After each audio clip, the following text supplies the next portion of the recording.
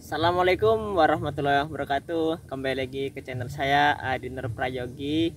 Pada kesempatan kali ini saya berada di perkebunan bibit alpukat saya yang ada di sebelah selatan ya. Nah, pada kesempatan kali ini saya akan membuat video tentang tanya jawab seputaran alpukat yang sudah banyak masuk ke komentar-komentar yang ada di YouTube, di WA, di Instagram maupun di Facebook ya. Nah, pada kesempatan kali ini saya sudah memilih beberapa pertanyaan dari teman-teman kita yang saya pilih yang paling banyak ditanyakan atau yang menjadi masalah dalam perputaran pembuahan atau pembibitan bahkan perkebunan untuk alpukat. Nah, yang pertama saya akan menjawab tentang pertanyaan kemarin yang saya membuat video tentang alpukat red Vietnam ya. Nah, tapi sebelumnya jangan lupa di subscribe dulu bagi yang belum subscribe channel saya. Semoga channel ini makin berkembang dan makin maju terus. Oke teman-teman. Nah, jadi kemarin saya itu membuat konten tentang alpukat red Vietnam. Nah, ini buahnya yang kemarin saya panen ya. Yang belum nonton videonya bisa ditonton video saya sebelumnya tentang panen alpukat red Vietnam yang ada di dataran rendah, yang buahnya alhamdulillah sangat lebat sekali walaupun di dataran rendah ya. Dan ukuran buah juga ini seperti ini, lumayan besar, ini hampir kurang lebihnya setengah kilo atau 6 onan ya, dan maksimal bisa sampai 8 on. Nah, ini yang ditanyakan, kok warnanya tidak merah mas, padahal kan namanya red Vietnam. Nah teman-teman, jadi sebenarnya alpukat red Vietnam itu buahnya ya seperti ini. Banyak sekali info-info yang warnanya itu merah, itu ialah yang kemakan dari iklan-iklan yang ada di Google ataupun di mana-mana yang informasinya kurang update dan salah dalam jenis-jenis alpukatnya. Jadi sebenarnya red Vietnam itu seperti ini. Dia warnanya tidak merah namun dia hijau, dan ciri-ciri dari alpukat introduksi itu kebanyakan dia kulitnya seperti ini. Dia tidak terlalu halus namun kulitnya kasar dan ada bintik-bintiknya, karena biasanya kulitnya itu tebal kalau untuk beberapa alpukat introduksi. Kalau bentuk buahnya itu seperti siger, mirip peluang, namun dia warnanya tetap hijau dan tidak merah seperti yang ada di Google. Nah, inilah yang alpukat Vietnam yang seharusnya berbuah bukan berwarna merah, tapi aslinya itu warna hijau seperti ini ya teman-teman ya. Jadi terjawab ya, sebenarnya red Vietnam itu warnanya merah atau bukan, ya ini buahnya. Ternyata warnanya tidak merah namun warnanya hijau dan bibitnya valid yang seperti ini, yang buahnya bisa berdompol-dompol dan dompolannya sangat luar biasa sekali. Oke teman-teman, sekarang kita akan menjawab tentang pertanyaan kedua, yaitu mas unggul mana antara alpukat Mickey dan alpukat Siger Sibatu. Nah, kalau untuk kita bilang produktivitas unggul mana antara Mickey dan Siger, kalau menurut pendapat saya, yang kita tanam di dataran yang sama, di kebun yang sama, dan perawatannya sama, itu produktivitasnya sama teman-teman. Jadi antara Mickey dan Siger itu sama-sama bisa lebat, sama-sama bisa banyak sekali buahnya, dan untuk ukuran buah itu tidak beda jauh. Yang lebih besar Siger sedikit lebih besar daripada Mickey. Nah, namun dari kedua jenis itu ada kekurangan dan kelebihannya. Mungkin yang saya bisa jelaskan untuk alpukat Siger itu, dia kelebihannya yaitu bijinya yang sedikit relatif kecil, kemudian dia ukuran buah bisa lebih besar daripada Mickey, dan kemungkinan dari kelemahannya yaitu dia bentuk buahnya yang agak panjang ya. Kemudian untuk rasa masih unggul dari Mickey, dan untuk Mickey sendiri kelebihannya yaitu dia bentuk buahnya yang bagus, bulat, agak lonjong sedikit, dan rasanya sangat unggul dibandingkan dengan Siger. Nah, jadi semua itu ada kelebihan dan kekurangannya. Kalau untuk produktivitas sama ya, di dataran yang sama, perawatan yang sama, orang yang sama juga pun yang merawat, itu produksinya sama. Kemudian kita lanjut ke pertanyaan yang kedua ya, yaitu mas alpukat Mickey dari biji yang saya tanam dari buah Mickey itu sudah umur 10 tahun namun buahnya cuma sedikit dan berbunganya lebat terus namun rontok ya. Nah teman-teman, jadi ketika kita menanam alpukat itu dari biji, walaupun yang kita tanam itu contohnya alpukat Mickey, alpukat red Vietnam, ini buahnya, kita makan buahnya, kemudian kita makan bijinya ya, kita tanam, kita tunggu sampai berbuah, itu hasilnya tidak akan mungkin sama dengan induknya. Walaupun buahnya sama, rasanya sama, namun jelas ada yang berbeda. Bisa jadi ciri khas bentuk daunnya, atau lebatnya, produksinya, atau dari rasanya itu pasti berbeda. Karena apa? Karena ketika dia nanam kita dari biji, itu akan merubah sifat genetik dari induknya. Karena yang namanya perbanyakan melalui biji itu ada namanya penyilangan atau peserbukan bunga antara bunga jantan dan bunga betina, yang hasilnya itu tidak akan sama dengan induknya. Sama halnya dengan manusia juga, melahirkan nggak mungkin sama dengan orang tuanya, itu akan berubah antara kedua orang tuanya. Sama dengan alpukat juga seperti itu teman-teman, dia akan meregenerasi, ada segregasi dari induknya hasilnya. Nah itu terjawab ya, jadi tidak bisa disamakan antara alpukat dari biji dan alpukat klon yang asli, karena hasilnya akan berbeda. Nah itu solusinya bisa kita lakukan top rocking, kita sambung ulang dengan miki yang asli, atau kita bisa juga ganti dengan varietas yang lainnya ketika kita menanam alpukat dari biji. Namun kalau alpukat yang kita tanam dari biji itu bagus, ya kita lanjutkan saja, kita anggap saja itu bukan miki, namun itu klon dari hasil kita sendiri, itu bisa kita namai sendiri teman-teman. Oke, kita lanjut ke pertanyaan yang ketiga ya, yaitu ketika banyak sekali tanaman alpukat itu yang tiba-tiba layu dan mati ini, Mas, kenapa sehabis hujan terus kemudian tanaman saya kemudian kering, layu dan mati? Kenapa? Nah, jadi alpukat itu merupakan salah satu tanaman yang tidak kuat terhadap cekaman air yang berlebih ya.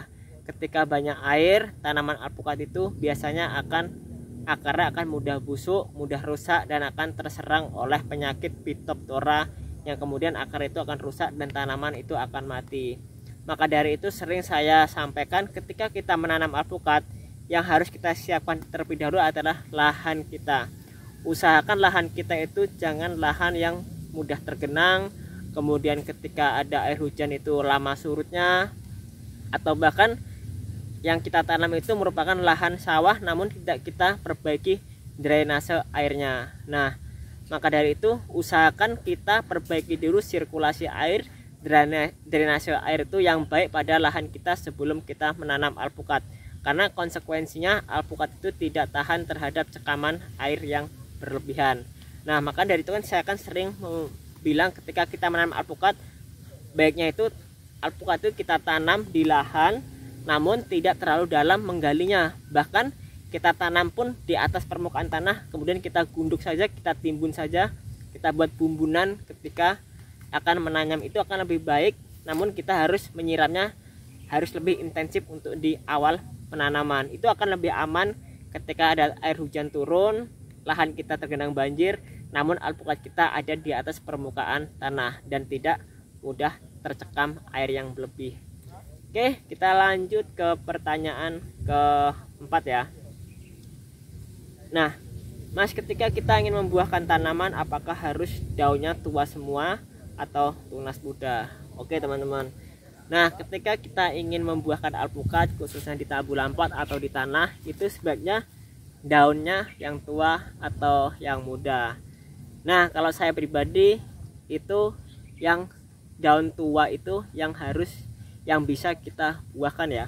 Ketika daun itu dia sedang muda seperti ini, atau sedang pupus, atau bahkan sedang merah-merah sedang pupus, itu dia kandungan N-nya itu masih sangat tinggi, sehingga apabila kita kasih MKP, kita kasih perangsang pembuahan, itu sama saja bohong. Nanti hasilnya tidak akan bisa menjadi buah, namun dia masih termakan oleh tunas. Nah, maka dari itu fungsinya dari kita stres air itu, kita meningkatkan C/N rasio atau menurunkan kandungan N yang ada di dalam tanaman. Ketika kandungan C itu nisbah C itu lebih tinggi daripada N, atau C/N rasio itu tinggi, maka dia ketika kita buahkan itu akan lebih cepat jadi buahnya daripada yang tunas muda. Nah, biasanya yang siap dibuahkan itu daun ini itu dia lama sekali tidak tunas-tunas, bahkan di pucuk-pucuk ini juga biasanya sudah mulai agak membulat-bulat berwarna putih itu ya. Nah, itu dimana fase yang tepat kita memberikan MKP atau perangsang pembuahan pada tanaman alpukat kita. Kalau dia masih muda tunasnya, itu jangan kita lakukan perangsang tunas, karena itu akan mubazir pupuk atau bahan yang akan kita aplikasikan. Oke, sekarang kita lanjut ke pertanyaan kelima ya, itu yang sering banyak ditanyakan ya. Jarak pemangkasan ranting dan batang sekunder itu diberi jarak atau dipangkas dekat pangkal, dan berapa kali interval dalam pemangkasan atau pruning tanaman. Kalau kita bilang interval waktu pruning itu berapa bulan sekali, berapa hari sekali, itu tergantung dari pertumbuhan tanaman kita. Semakin cepat pertumbuhan tanaman kita, semakin subur tanaman kita, itu akan semakin cepat kita melakukan pruningnya. Dimana ketika kita beranggapan bahwa daun tanaman itu semakin sudah rimbun dan sudah sangat penuh sekali, itu saat dimana kita tepat melakukan pruning atau pemangkasan tanaman.